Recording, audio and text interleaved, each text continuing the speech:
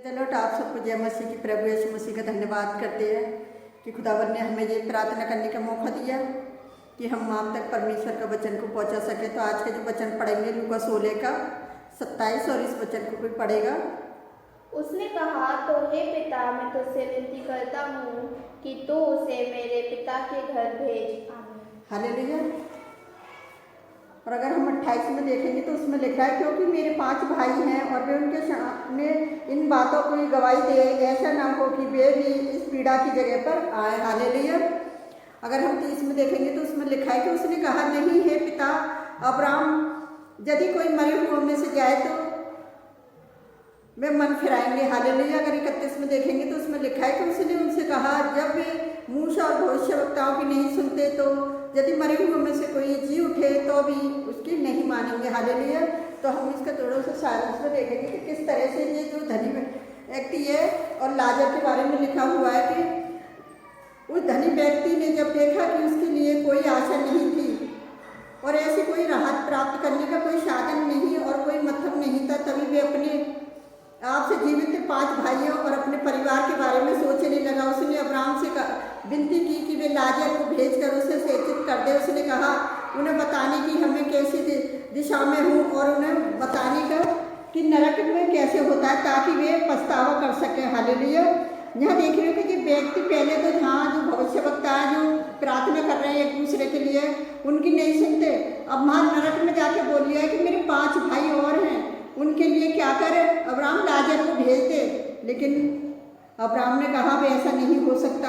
अगर हम 29 में देखेंगे तो अब्राहम ने उत्तर दिया, उन्हें किसी नई चेतावनी की जरूरत नहीं है, उनके पास भी मूसा और अन्य भविष्यवक्ता भी हैं और उन्हीं की मतलब को सुने और उसे पढ़ें और मतलब पुराने नियम और नए नियम के बारे में उनका पालन करें। यदि वे पुराने नियम पर भी विश्वास नहीं करते तो वे लाजर पर भी विश्वास नहीं करेंगे और नहीं करते। आज के लोग विश्वास जैसे देखेंगे जो हमने 5:56-47 में के सारांश में देखेंगे, किंतु धनी व्यक्ति ने कहा, अगर कोई मुर्दों में से आता है तो वे भी विश्वास करेंगे और पछतावा करेंगे। परंतु अब्राहम ने कहा, यदि उन्होंने पहले विश्वास नहीं किया तो वे मृतकों में से जीवित होकर आने वाले व्यक्ति पर भी विश्वास नहीं करेंगे। ये बात बिल्कुल सच थी। मसीह में मृतकों से जीवित हुआ, तभी अधिकांश यहूदी लोगों ने उस पर विश्वास नहीं करने से इनकार कर दिया था। उन्होंने कहा उसके शरीर को, पता है, उन्होंने सोचा उसके शरीर को तो चेले चुरा कर ले गए थे। अब ये दृष्टांत ये शिक्षा नहीं मिलती कि वे सभी धनी लोग नरक जाए, सभी निर्धन लोग स्वर्ग में जाते हैं। कुछ धनी व्यक्ति स्वर्ग जाते जबकि कोई गरीब लोग स्वर्ग नहीं जाते। धनवान और गरीब दोनों के लिए स्वर्ग की एक ही कुंजी है, वह कुंजी है विश्वास। यदि धनी व्यक्ति ने पछतावा और विश्वास किया होता तो वह गरीब व्यक्ति के प्रत्येक दया करता। उसने अपने पड़ोसी की मदद करने के लिए अपने धन का उपयोग किया होता, इसके साथ ही वह स्वर्ग में गया होता। हालेलुया। इसी रीति से वह भिखारी भी जो स्वर्ग नहीं जा सकता था, यदि वह परमेश्वर के प्रत्येक क्रोध और कड़वाहट से भरा होता, वह विश्वास करने से इनकार करता। यदि उसने ऐसा किया होता तो वह भी नरक जाता।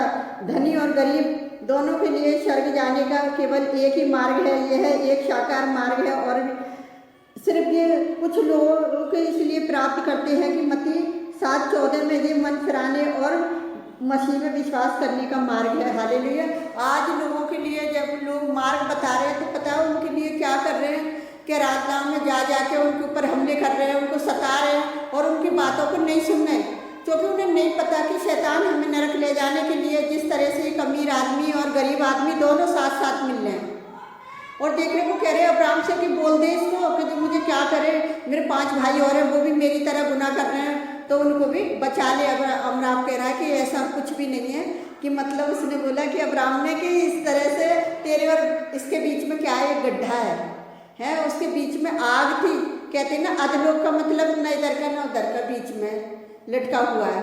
अब उसे जब पहले ध्यान नहीं हो रहा था कि जब लोगों को सता रिया होगा, जब कितना बुरा काम कर रिया होगा, जब पछतावा नहीं करा, अब स्वर्ग में जाके नरक में बोल रिया जाके कि मेरे 5 भाइयों को बता दे कि नरक कैसा होता है। तो आज मेरे प्रिय भाई बहनों, अगर कोई ऐसे पाप में डूबा हुआ है तो वो आज ही पछतावा कर ले और आज और कल हमारा यीशु मसीह कहता है मन फिराओ और लौट आओ, क्योंकि वो समय दे रहा है लोगों के लिए, एक दूसरे को सब समाचार के लिए भेज कर उनको क्या कर रहा है कि मतलब लोगों को मन फिराने का मौका दे रही है कि मन फिराओ, स्वर्ग का राज्य तुम्हारे निकट है। जो लोग सुनने हैं वो स्वर्ग की ओर जा रहे हैं, जो नहीं सुनने वो नरक की ओर जा रहे हैं, जैसे इस व्यक्ति की तरह। तो जो परमेश्वर पे विश्वास करो और अपने जो गलत काम करे उससे पछतावा करो, ताकि परमेश्वर तुम्हारी जो भी तुम्हारे कितने भी कहते हैं ना वचन में लिखा है, तुम्हारे खून से रंगे गुनाह क्यों ना हो फिर भी मैं उन्हें क्षमा कर दूंगा, क्योंकि वो क्षमा करने वाला परमेश्वर है। हम उसकी संतान है, वो सारी सृष्टि का बनाने वाला परमेश्वर है। उनने हमें बचाने के लिए उसने यीशु मसीह को भेजा।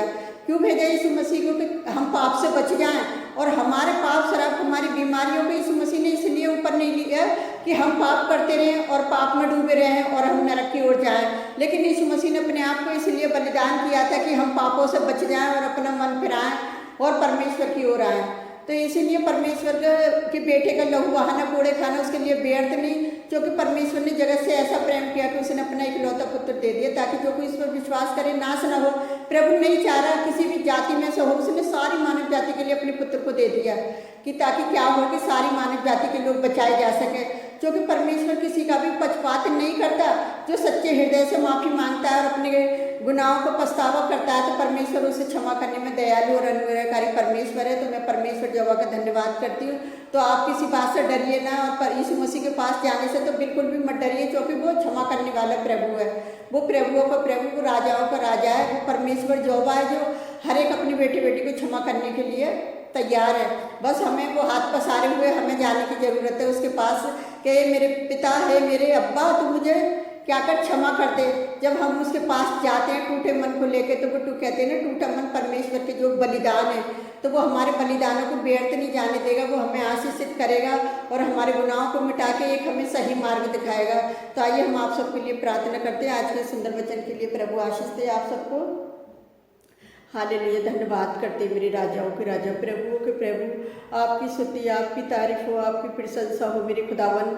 आपने सबको अपने बेटे बेटी को अपनी सुरक्षा दी, उस बड़ी सुरक्षा के लिए धन्यवाद करते मेरे खुदावन कि जो वचन बोया गया है प्यारे पिता परमेश्वर, इनके हृदय में पिता इनके वचन को न व्यर्थ न जाए प्यारे पिता परमेश्वर।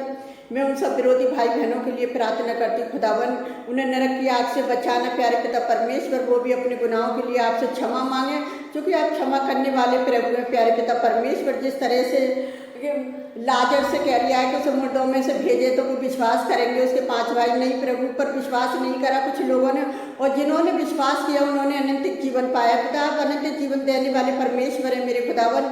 आप अपने बेटे बेटियों को बचाने वाले प्रभु हैं मेरे राजाओं के राजा। आप परमेश्वर यहोवा हैं प्यारे यहोवा परमेश्वर, जो अपने बेटे बेटियों को के लिए अपने बेटे को कुर्बान कर दिया कि ताकि जो कोई इस पर विश्वास करे नाश न हो परंतु वो अनंत जीवन पाए। तो पिता आप अनंत जीवन देने वाले परमेश्वर है प्यारे पिता परमेश्वर। आज ने कितने आपके बेटे बेटी विचार में डूबे हुए हैं प्यारे पिता परमेश्वर, शैतान की राह पर चल रहे हैं प्यारे पिता परमेश्वर। आप उस नरक की आग से बचाइए प्यारे पिता परमेश्वर कि वो धनी व्यक्ति किस तरह से आग में तड़प रहा है और अपने भाइयों के लिए विनती कर रही है प्यारे पिता परमेश्वर। आज ने कितने लोग अपने भाई बहनों के लिए प्रार्थना कर रहे हैं, आप उन्हें नरक की आग से बचाना पिता। आप उसे गंदी बुरी आत्माओं से बच्चा संभाल कर रखना जो शैतान की ओर ले जाती है मेरे खुदावन। आपसे विनती करती प्यारे पिता परमेश्वर। यानी कितने लोग प्रार्थना कर रहे हैं खुदावन एक दूसरे के लिए, आप उनकी प्रार्थनाओं को सुनना कबूल करना कि आपके दास दासियों की भी प्रार्थना करना व्यर्थ न जाए मेरे खुदावन। और मैं आपसे विनती करती प्यारे पिता परमेश्वर, जितने लोग हमारी वीडियो को लाइक कमेंट सब्सक्राइबर करते हैं खुदावन, आप उन्हें भी बड़ी आशीष बरकत देना प्यारे पिता परमेश्वर। अगर वो भी किसी गलत रास्ते पे है तो पिता आप उन्हें सही मार्ग दिखाएं खुदावन, क्योंकि मार्ग और सत्य जीवन आप है प्यारे पिता परमेश्वर। आपने हम सबकी प्रार्थना का हमें जवाब दिया, उस बड़ी दया के लिए धन्यवाद करते पिता। हम जो भी मांगते हैं यीशु नासरी के नाम पर, आमीन।